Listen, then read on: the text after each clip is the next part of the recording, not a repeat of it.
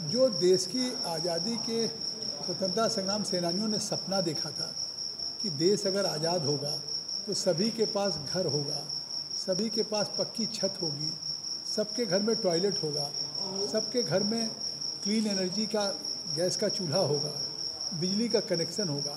आज देश की आज़ादी के बाद से बुनियादी तौर से जब नरेंद्र मोदी जी ने शपथ लिया प्रधानमंत्री के रूप में, 18,000 गांव विद्युतीकरण से वंचित थे। उन्होंने संकल्प लिया लाल किले से कि हम देश के, चाहे वो माना हो उत्तराखंड का, चाहे नॉर्थ ईस्ट का कोई गांव हो, हम 18,000 गाँव को विद्युतीकरण से संतृप्त करेंगे।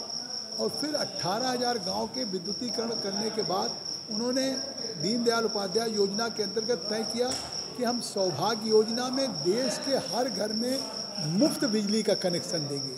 तो ये एक नए आत्मनिर्भर भारत का संकेत है। अगर पिछले 8 वर्षों के हम प्रधानमंत्री के कार्यकाल का मूल्यांकन करें तो वो केवल 8 वर्ष का कार्यकाल सेवा का कार्यकाल रहा है, सुशासन का कार्यकाल रहा है, गरीब के कल्याण का कार्यकाल रहा है। अगर 8 वर्ष का मूल्यांकन करें तो 3 करोड़ 25 लाख लोगों को पक्की छत प्रधानमंत्री आवास से दिया। जो वर्षों से लोग पेड़ के नीचे रहते थे, पन्नी डाल करके, छप्पर में, फूस में, खपड़ैल में, और जो हर बार घर गिर जाता था। जिस तरीके से हमने देश के 200 करोड़ लोगों को वैक्सीनेशन, 135 करोड़ को डबल डोज का वैक्सीनेशन दिया। पूरी दुनिया में कोविड का जहां इंजेक्शन नहीं तैयार हुआ, आज पूरी दुनिया में 5 मुल्क ऐसे हैं जिन्होंने कोविड का इजाद किया, जिसमें भारत ने भी कोविशील्ड और कोवैक्सीन निकाला। और हमने देश के, चाहे गैर भाजपा की भी सरकारें हैं, हमने इसमें सबको मुफ्त दिया। जबकि राज्य कहती थी मोदी का वैक्सीन है, कोई कहता था हम इसको नहीं लगवाएंगे, हम खुद विदेश से मंगवाएंगे। लेकिन हम इन चीज़ों से ऊपर उठ करके कि सबका साथ, सबका विकास और सबका विश्वास, ये बात 8 वर्षों में पूरी हुई। आज पूरी दुनिया में भारत के प्रधानमंत्री और भारत की छवि बदली है। आप अभी क्वाड में, जापान में सम्मेलन हुआ क्वाड का, उसमें जो बाइडेन अमेरिका के रहे हों, जापान के प्राइम मिनिस्टर रहे हों, ऑस्ट्रेलिया के, उनके सब ने तारीफ़ किया कि कोविड की वैश्विक चुनौती में सबसे बेहतर प्रबंधन किया है तो भारत ने किया। इसकी सराहना WHO, विश्व स्वास्थ्य संगठन ने किया। आप देखिए, अमेरिका के बराबर की आबादी यूपी है, लेकिन यूपी में भी जिस तरह से प्रबंधन हुआ उसकी भी WHO ने तारीफ किया। 80 करोड़ लोगों को, मैं केवल मुख्य बातें कर, 2 वर्षों से प्रधानमंत्री मुफ्त खाद्यान्न दे रहे हैं 5 किलो प्रति यूनिट, कि कम से कम देश में कोई भी व्यक्ति इस कोविड के लॉकडाउन में, कोविड के संकट में मजदूरी जाने से, दिहाड़ी जाने से कोई व्यक्ति अन्न के कारण भूख से मरने नहीं पाएगा। और आज भी वो संकल्प, दुनिया में एक ही देश है जो लगातार 80 करोड़ लोगों को प्रत्येक महीने 5 किलो प्रति यूनिट दे रही है। और उत्तर प्रदेश में तो डबल इंजन की सरकार, योगी जी भी मुफ्त दे रहे हैं 5 किलो, और मोदी जी भी दे रहे हैं। तो यहाँ तो महीने में 2 बार खाद्यान्न मिल रहा है।